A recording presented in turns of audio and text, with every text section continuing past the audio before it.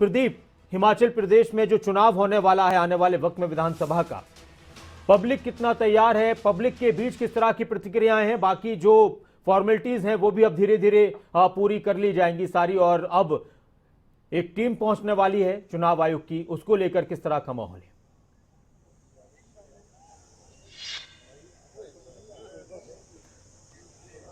बिल्कुल नासिर, देखिए हिमाचल प्रदेश में चुनाव घोषणा होने में अब ज्यादा से ज्यादा 15 दिन का समय हम कह सकते हैं कि बचा हुआ है।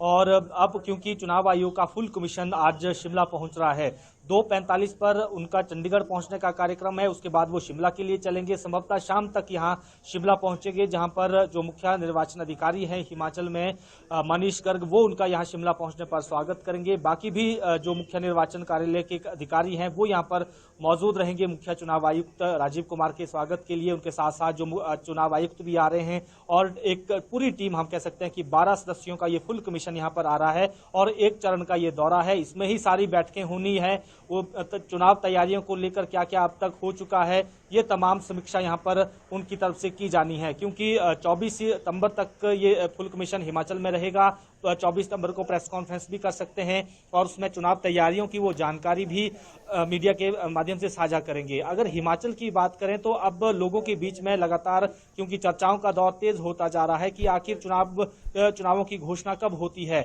और देखने वाली बात यह होगी कि जो पूर्व निर्धारित यहाँ पर जो 2017 का जो निर्धारित समय था, क्या उसके आसपास ही चुनावों की तारीखें रहेंगी या फिर थोड़ा चेंज इस बार देखने को मिल सकता है। क्योंकि लग रहा है कि 10 अक्टूबर के बाद कभी भी आदर्श चुनाव आचार संहिता लगनी है और तब तक तैयारियां जो है चुनाव आयोग ने करनी है।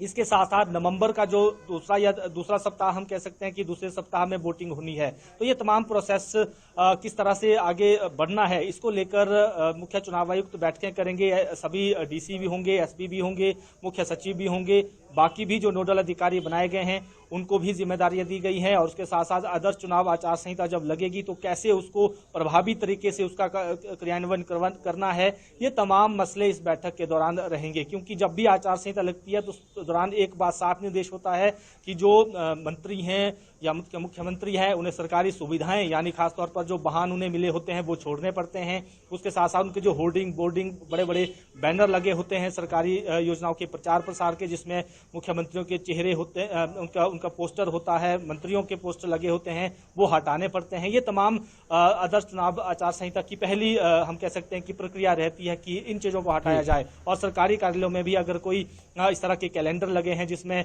मुख्यमंत्री का फोटो लगा है तो उसको भी हटाना पड़ता है। ये तमाम ऐसी चीजें रहती है जब चुनाव आचार संहिता लगने पर इन चीजों का जो है पालना करनी पड़ती है, जो निर्देश चुनाव आयोग के होते हैं। तो ऐसे में कमेटी जो है यहाँ पर पहुंच रही है और वो जब लंबे दौर तक मंथन करेगी उसके बाद हम कह सकते हैं कि दिल्ली जाकर जब पूरी रिपोर्ट कंपाइल की जाएगी उसके बाद उन्हें लगेगा कि अब चुनाव के लिए हम तैयार हैं, तो कभी भी यहाँ पर घोषणा हो सकती है। जी नासिर। प्रदीप, शुक्रिया इस पूरी बातचीत के लिए।